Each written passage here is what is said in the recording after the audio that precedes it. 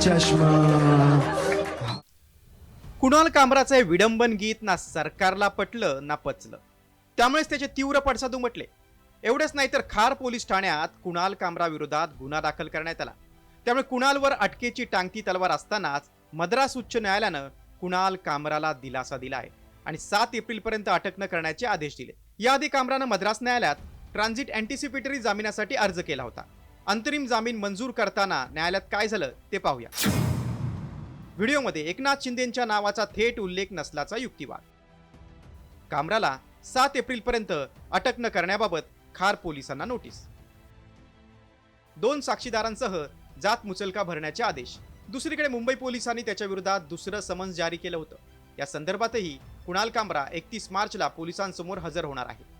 24 मार्चला कुणाल कामरानं एकनाथ शिंदेंवर अप्रत्यक्ष निशाणा साधत विडंबन गीत सादर केलं होतं. त्यानंतर शिंदे गटानं द हॅबिटॅट स्टुडिओची तोडफोड करत कुणाल विरोधात गुन्हा दाखल केला. तर या प्रकरणाचे विधिमंडळातही पडसाद उमटले.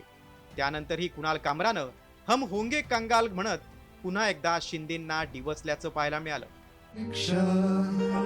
चेहरे पे दाढ़ी, आंखों में कंगाल, हम होंगे कंगाल, दरम्यान कुणाल कामराला फरफटत आणून त्याला 3rd डिग्री देण्याचा इशारा मंत्री शंभूराज देसाईंनी दिलाय.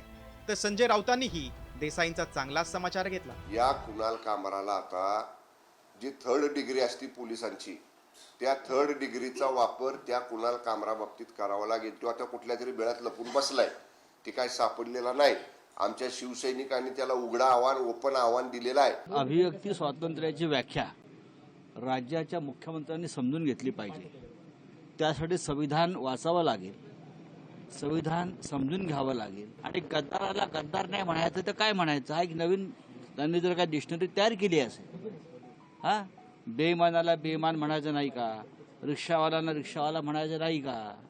त्यानंतर जे गद्दार गुवाहाटीला गेले, मग तो इतिहास बदलायचा का? हे रेकॉर्डवरती आहे. हे जर एखादा कोणी कलाकार त्याच्या माध्यमातून हे मांडत असेल तर याच्यामध्ये तुम्हाला चिंता वाटण्याचं कारण नाही.